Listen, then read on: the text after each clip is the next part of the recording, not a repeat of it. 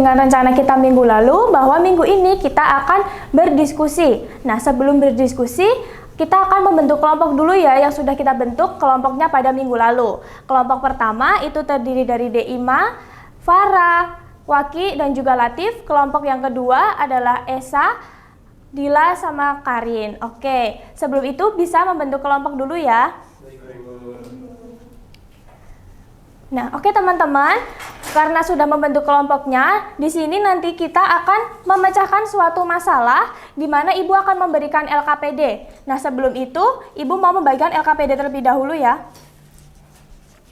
Kelompok 2, ini kelompok 1. Oke teman-teman, nanti di dalam LKPD ini, teman-teman akan memecahkan masalah, jadi teman-teman harus berpartisipasi aktif di dalam kelompoknya ya, harus mengikuti semua diskusinya secara baik, kayak gitu. Nah, sebelum itu coba diperhatikan dulu di dalam LKPD-nya teman-teman. Nah, di sini ada keterangan nama kelompok serta anggota kelompok, ini adalah wajib diisi ya nantinya. Terus selanjutnya ini adalah ada zona masalah, di mana zona masalah itu nantinya ada permasalahan yang harus teman-teman selesaikan, seperti itu. Terus selanjutnya ada zona investigasi atau zona identifikasi masalah, nantinya terdapat masalah dan juga tujuan. Nah, selanjutnya ada zona petunjuk, di mana zona petunjuk itu nantinya untuk menjawab pada zona investigasi di bawahnya. Nah, setelah itu ada zona diskusi, di mana zona diskusi itu terdapat soal-soal yang harus teman-teman jawab secara berdiskusi, seperti itu. Dan yang terakhir nantinya ada kesimpulan akhir. Nah, dalam penyelesaian ini di akhirnya nanti akan ada presentasi dari salah satu kelompok ya teman-teman. Jadi pastikan teman-teman menjawab semua pertanyaannya secara runtut dan juga jelas, seperti itu. Oke, bisa dimulai dalam berdiskusinya.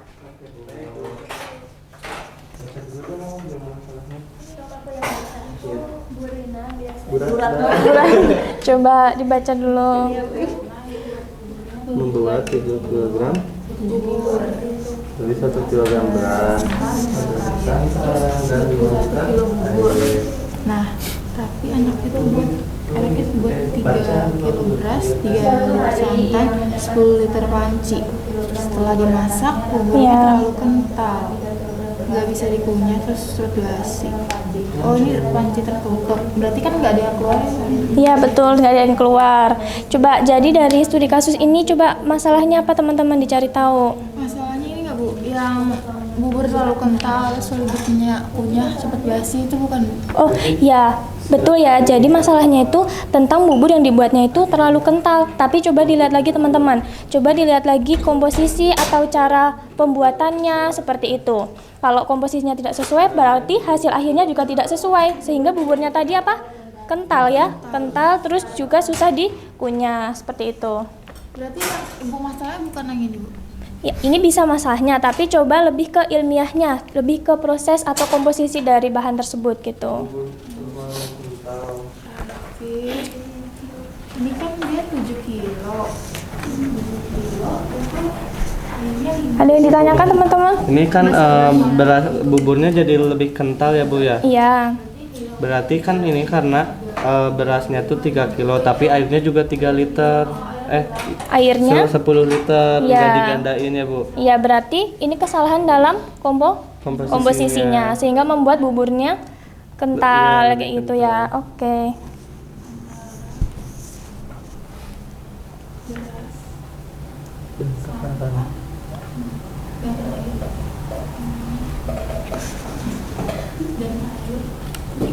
Berarti tujuannya apa coba? Menyesuaikan takaran. Yang tepat.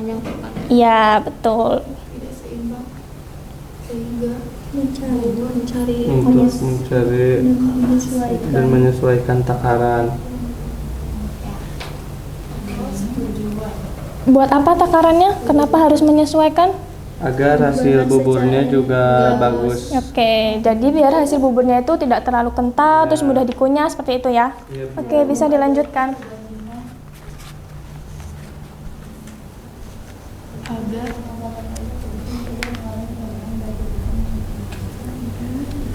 bubur sesuai standar. Oke, betul. Tujuannya sudah betul teman-teman, bagus. Bisa lanjut ke selanjutnya. Zona investigasi. Ini Ditanyakan zona investigasinya. berarti diisinya sama masa yang tadi di masa. Ya, betul. Jadi zona investigasi itu berkaitan sama permasalahan yang studi kasus di depan tadi gitu. Jangan lupa ya teman-teman, di sini ada zona petunjuk bahwa bunyi hukum kekekalan massa, di mana hukum bunyi kekekalan massa adalah masa sebelum sama dengan masa sesudahnya itu sama gitu. Oke. Coba Iya, yang berhasil 1 kilo beras, 1 kilo santan, 5 liter air, terus itu totalnya 7 kilo. Oh ya, kenapa teman-teman? Kalau di deskripsinya masa air kilogram, berarti di sini kan Kan di sini masih 5 liter. Iya. Nanti dikonversi atau gimana? Gak usah teman-teman, mungkin ini kesalahan dalam penulisan aja, tapi ini satuannya tetap liter ya airnya gitu. Ini volume ya Bu? Iya, Bubulnya tuh yang didapatnya tuh itu berapa? 7 ya? 7. iya 7 liter. Karena 115 gitu. 1 tambah 1 tambah 5 sama dengan 7 ya, Bu? Iya betul. Jadi ini penjelasan ilmiahnya gimana teman-teman? Nggak ada zat yang berkurang Bu. Oh ya, jadi dia kan tadinya itu dalam sistem tertutup, jadi tidak ada zat masuk ataupun zat keluar, sehingga masanya tetap sama. Berapa? 7 kilo. Oke.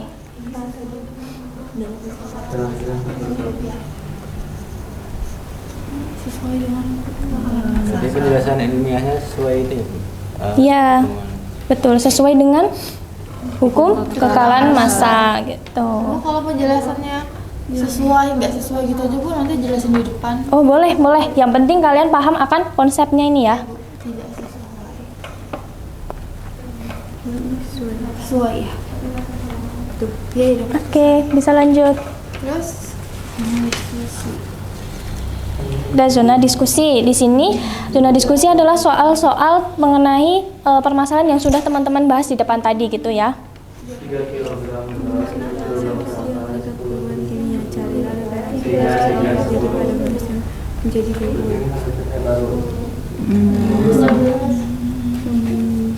Jadi gimana awalnya tadi dari beras. Nah, beras diolah menjadi bubur dengan tambahan apa tadi? Santan dan juga air. Nah, di dalamnya itu ada reaksi kimia apa, teman-teman? Perubahan kimianya seperti apa? Nanti bisa ya. Boleh cari dari referensi. Boleh cari dari buku yang kalian bawa ataupun dari internet juga boleh, teman-teman. Nanti ceritakan juga sumbernya ya. Oke. Jadi ini tuh tetap masuk perbandingan hukum ya, Bu. Termasuk hukumnya tapi enggak sesuai hasilnya gitu. Iya, Bu. gitu. Jadi Berarti tetap ini masa sama. buburnya yang 21 kg ini Bu. Bukan. Bukan.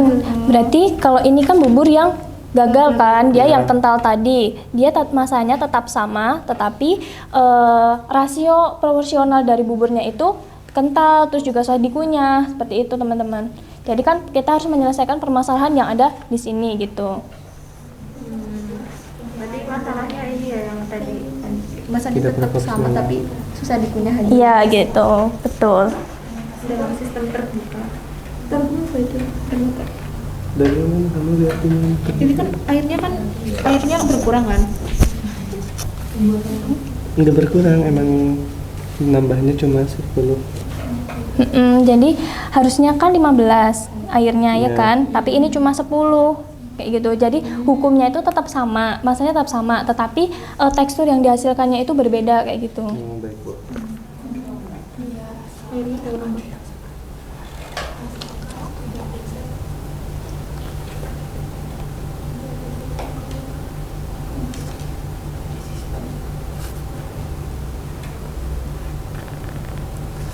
Nah, berarti ini kalau mau tuh 3 kilo ini 15. Ya betul. Oke, nanti bisa lanjut ya. Baik, Bu. Gimana teman-teman? Kesimpulan Bu. Oke, bagus. Tapi ini udah benar belum Bu? Coba Ibu lihat dulu ya. Oke, jadi ini sebetulnya udah benar, tapi nanti bisa lebih diperjelas lagi. Reaksi gelatinisasi itu terjadi karena apa? Terjadi karena apa teman-teman? Reaksi gelatinisasi? Perubahan struktur algi akibat pemanasan. Iya, betul. Nanti bisa ditambahin ya.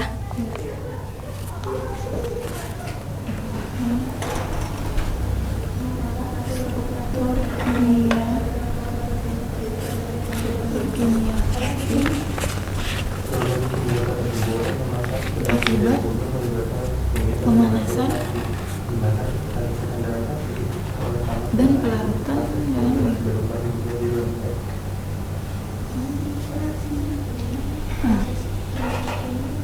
Oke, lanjut. Zona kesimpulan akhir. tujuan menjawab tujuan Iya, betul. Menjawab tujuan dari permasalahan tadi teman-teman yang di depan. Nah, oke, ini betul. Memperbaiki pembimbingan dengan bubur sesuai dengan standar. Jadi kesimpulannya memasak beras menjadi bubur meningkatkan reaksi kimia pada molekul karbon. Gimana? Kalian pakai referensi atau tidak? Iya Bu, Oke, dari mana? pakai ibuku. Oke, bagus. Oh ya Bu, kalau berarti ini reaksinya reaksi yang dijelaskan gitu ya Bu? Ya, reaksi dari perubahan beras menjadi bubur gitu ya.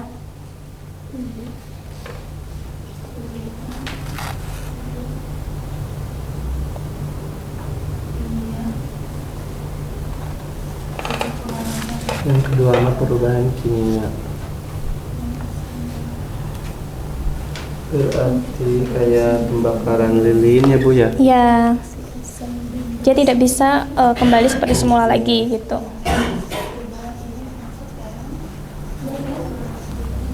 Sudah mau selesai kesimpulan akhirnya?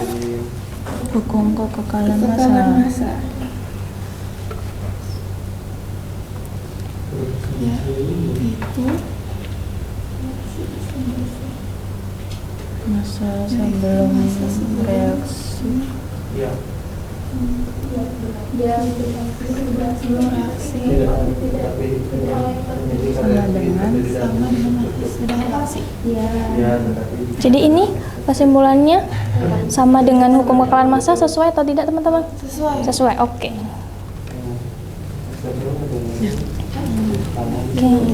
Coba dicek dulu ya. Kesimpulannya saat beras menjadi bubur terjadi kimia. Oke, bagus. Kelompok 2 udah selesai nih teman-teman. Kelompok 1 gimana?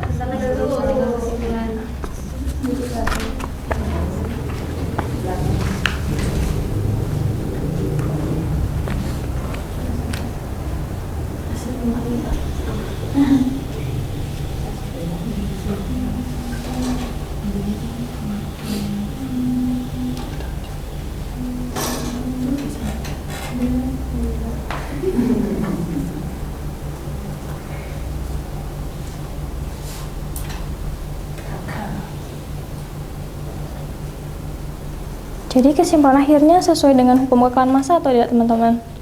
Iya, Iya, sesuai Bu. Bu. Oke. Udah Bu. Oke. Udah semua ya, kelompok 1, kelompok 2. Oke, sekarang boleh dikumpulkan LKP-nya terlebih dahulu. Oke, terima kasih. Ini Bu. Oke, terima kasih. Oke, dari hasil diskusi teman-teman, Ibu akan melihat dulu hasil diskusinya ya teman-teman.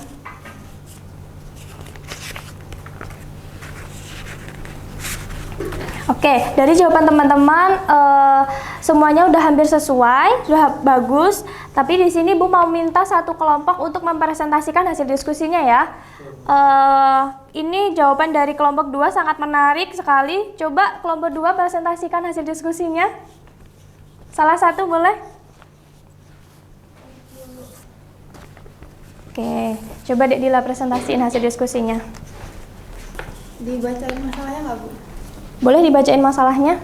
Pesanan bubur dalam hukum dasar kimia. Bu Ratna biasanya membuat 7 kilo bubur, jadi 1 kilo beras, 1 liter santan, dan 5 liter air. Suatu hari ia mendapatkan pesanan 21 kg bubur. Anaknya Raka membantu dengan mencampurkan 3 kilo beras, 3 liter santan, dan 10 liter air ke dalam panci. Setelah dimasak, bubur menjadi terlalu kental, sulit dikunyah, dan cepat basi.